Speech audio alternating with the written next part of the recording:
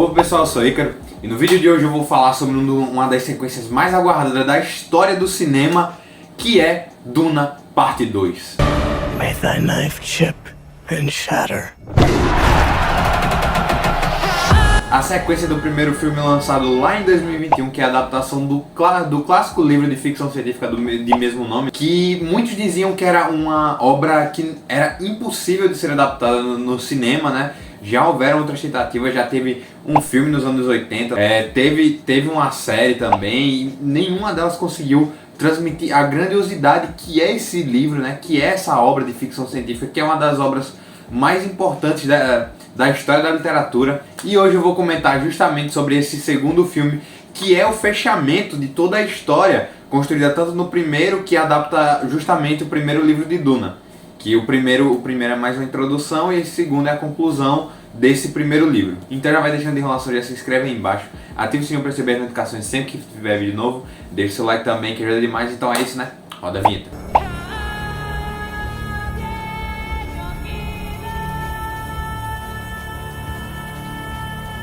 Bom, como eu disse, o livro Duna, ele foi considerado uma obra que era muito difícil de adaptar. Por vários anos, assim, eles tentaram trazer ela para as telonas, mas a maioria não deu certo, até que um carinha chamado Denis Villeneuve, que é um diretor fantástico, assim, que dirigiu, como exemplo aqui, Blade Runner 2049, Os Suspeitos, Incêndios, assim, então é um cara que ele tem uma bagagem muito boa na sua carreira, e não tinha como ser outra pessoa para pegar esse livro e dirigir, porque ele enriquece demais esse universo na tela pra gente, ele meio que ilustra justamente esses aspectos do livro, e eu acho que isso foi fundamental para o sucesso que Duna fez. Assim, o primeiro filme muita gente gosta e não gosta porque ele é um filme meio lento, ele não tem um clímax, ele meio que não tem um final, e isso incomodou muita gente. Particularmente, eu gostei do primeiro filme, eu acho que ele tem ali os seus defeitinhos muito por conta disso, dele não conseguir meio que fechar, não ter meio que um terceiro ato, né? Eu acho que isso prejudica um pouco, mas toda a apresentação de universo do primeiro filme é tudo muito bem feito, assim, visualmente é um filme lindo.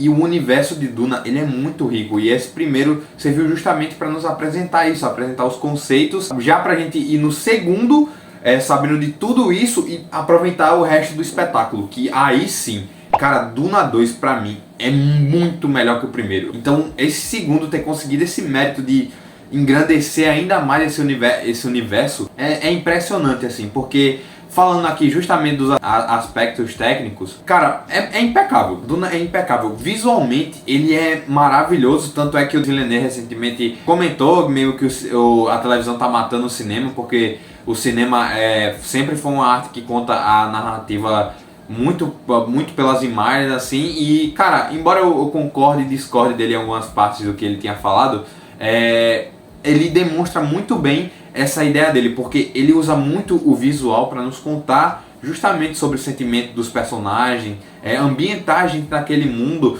fora a produção de som dessa obra que é maravilhoso. Todas as músicas, todos os temas compostos pelo Hans Zimmer são incríveis. Para mim ele é um compositor excepcional para ditar sentimentos e emoções, assim, porque todo o trabalho dele, tanto nas trilhas quanto mesmo na produção de som, efeitos sonoros, tudo ali tá muito incrível e você se sente naquele universo intrínseco àquela história e aquela trama com aqueles personagens. E tipo, como eu disse, o primeiro filme ele não tem um final, ele não tem um clímax definido, porque a gente só vê o início da guerra dos Harkonnen contra os Atreides, né, e o Paul tendo que se isolar lá no planeta, eles indo pro planeta Duna e meio que se situando ali enquanto acontece a guerra, e no final ele justamente se junta com os Freeman. E aqui nesse segundo filme é guerra do início ao fim. Tipo, no meio do filme a gente ainda tem uma barriguinha ali, um momento mais de calmaria, mas tipo, de início ao fim é justamente essa guerra. A gente vê o Paul tentando se adentrar àquela sociedade, né? Muitos enxergam eles como o Messias, e esse filme conversa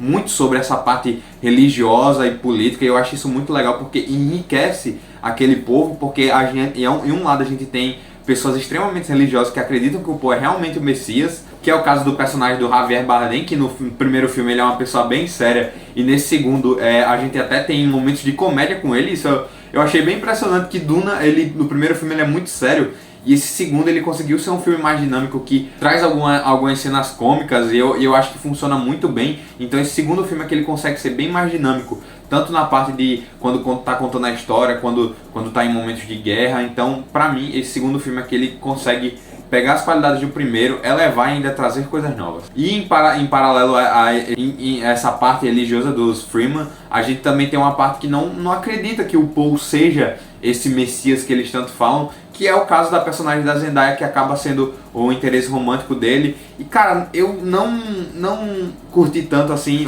o romance deles dois, assim, eu acho que eles não têm tanta química como um casal. A personagem dela até que é legal, eu gosto bastante da personagem dela, só que eu não gosto muito desse relacionamento dos dois, que eu acho que não casam tão bem esses dois. E acompanhar toda essa jornada, toda essa luta deles contra os Harkonnen, que querem pegar justamente a especiaria daquele planeta, né? Querem destruir de vez a linhagem dos Atreides. Cara, é tudo muito bem feito, é tudo muito dinâmico e cada cena ali não está à toa. Tudo ali tem um propósito. E as cenas de ação que eu tenho que falar que, meu Deus, eu acho que não tem como esse filme não ser o filme mais épico desse ano, porque as cenas elas são muito grandiosas e são muito bem feitas. Tanto no aspecto visual, quanto a trilha sonora, mesmo quanto as próprias coreografias de ação mesmo. E eles conseguem continuar muito bem os personagens que eles já tinham apresentados no primeiro filme. É o caso da personagem da Rebecca Ferguson, que aqui ela tem um papel ainda maior por conta de toda a profecia do Messias, né? E a gente vê que ela vai meio que convertendo, corrompendo as pessoas ao decorrer do filme, para que elas sigam o seu filho e tudo mais, né? E tanto é que ela tá grávida da irmã do Paul e a gente vê que ele não quer ter meio que essa responsabilidade, esse papel de Messias. Ele só quer viver lá e acabar com a guerra, ele quer vingança, é isso que ele quer. Só que ao decorrer do tempo, cara, pra mim, o crescimento desse personagem, o ator tá de parabéns. O Timothée Chalamet, ele entrega muito. Eu acho que esse é o melhor papel da carreira dele. Porque de início a gente vê, no primeiro filme, nesse aqui, a gente de início vê ele muito como um menino ainda. E ele evolui pra um homem, assim, ele tem uma presença maior. E, cara, ver esse filme dublado vai perder muito da experiência. Assim, eu amo a dublagem brasileira, assim, só que eu acho muito difícil eles passarem a mesma intensidade que o Timothée Chalamet ele passou, porque aqui ele tem uma presença, ele tem uma voz. Todas as cenas que ele tá discursando da metade pro final do filme é de arrepiar. I am Paul Muad'Dib Atreides, Duke of Arrakis, and the Messias of... Fora também a própria cena que ele tá montando pela primeira vez no Verme de Areia, que ele tá tendo aquela dificuldade, quando ele consegue, vem aquela trilha sonora, cara, é fenomenal isso é fenomenal. E ao mesmo tempo o povo tá lá, o povo que não acreditava nele começa a idolatrar ele como esse Messias que eles tanto falam. E aí a gente é apresentado também a novos personagens, como o Imperador, a personagem da Florence Pugh e o personagem do Austin Butler, que foi uma adição maravilhosa para a história, assim. Ele é um assassino psicopata que serve aos Harkonnen. E as cenas de ação são muito bem feitas, as coreografias são muito da hora.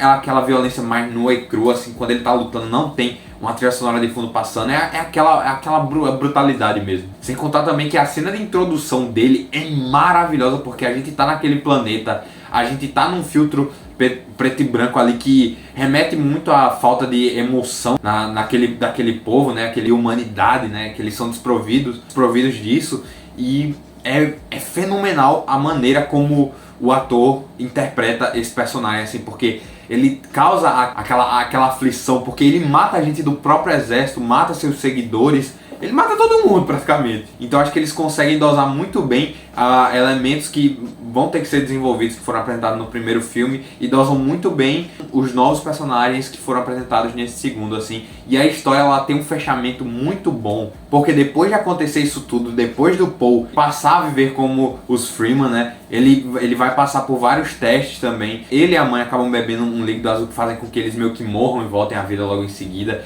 E o Paul, ele finalmente aceita o destino dele, que é como Messias. E as cenas que ele assume isso, ele tem uma imponência ali, o ator ele entrega muito.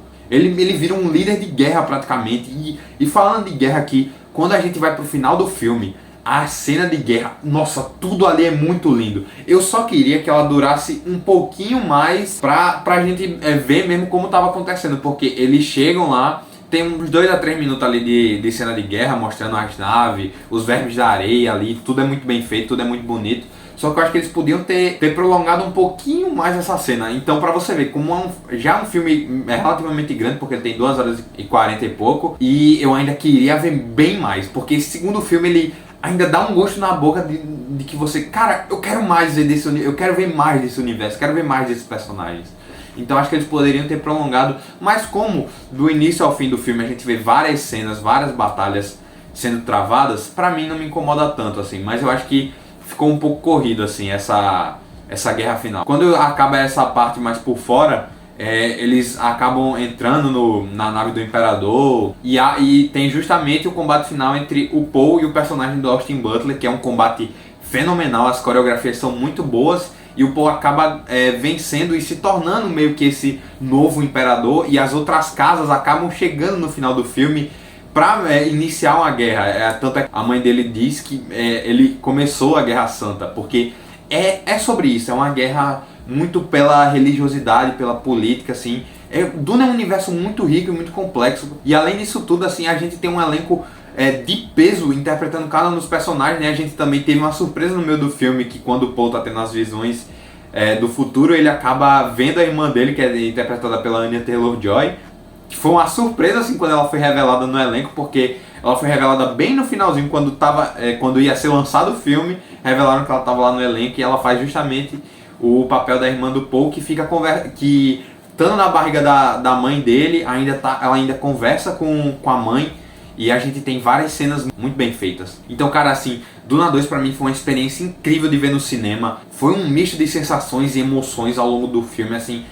É um filme maravilhoso, que vai fazer falta assistir ele fora de uma sala de cinema, né? Porque eu sinto que esse filme foi realmente feito para ser visto na tela grande, com o melhor som possível, com a maior tela possível, porque a qualidade desse filme é impressionante. E como eu disse, ele fecha muito bem a história, ele encerra o primeiro livro, mas ele deixa um gancho do caramba pra a gente ver um terceiro filme, que provavelmente vai acontecer e vai adaptar o livro O Messias de Duna. E eu quero muito que aconteça, porque esse segundo filme só me deu um gostinho de quero mais. Mas assim, não tem como, a produção desse filme é maravilhosa, a história nem se fala, todos os atores ali estão muito bem feitos, a direção do Denis Villeneuve é incrível assim. Esse cara, ele é a pessoa certa pra fazer Duna, porque ele tem muita identidade dele, esse filme tem muita identidade do diretor, mas ao mesmo tempo ele se adapta para contar a história, assim. Então ele é um diretor muito versátil, porque o Duna ele consegue ser muito diferente dos outros filmes que ele faz. Então não tem como eu não dar nota 9 para esse filme. Foi um filme que ele me agradou bastante, assim, eu gostei muito de ter visto ele no cinema. Foi realmente um evento, foi um filme bem marcante em toda a história do cinema, e eu acho que ele vai ter tantas repercussões quanto teve Matrix e Senhor dos Anéis, para vocês terem uma ideia, assim, porque ele realmente foi um filme grandioso e é um filme digno de ser assistido no cinema. Mas então, pessoal, esse foi o vídeo de hoje, espero que vocês tenham gostado. Se gostaram, se inscreva aí embaixo, ative o sininho para receber as notificações sempre tiver vídeo novo, deixa o like também que ajuda demais. Comenta aí o que você achou do filme, se você concorda ou discorda de mim, né? Vamos bater esse papo legal, né? E comenta aí suas expectativas para um possível terceiro filme de Duna, né? Porque esse universo ainda tem muito a ser contado. Mas então eu vou ficando por aqui, valeu, até a próxima aí, Bazinga!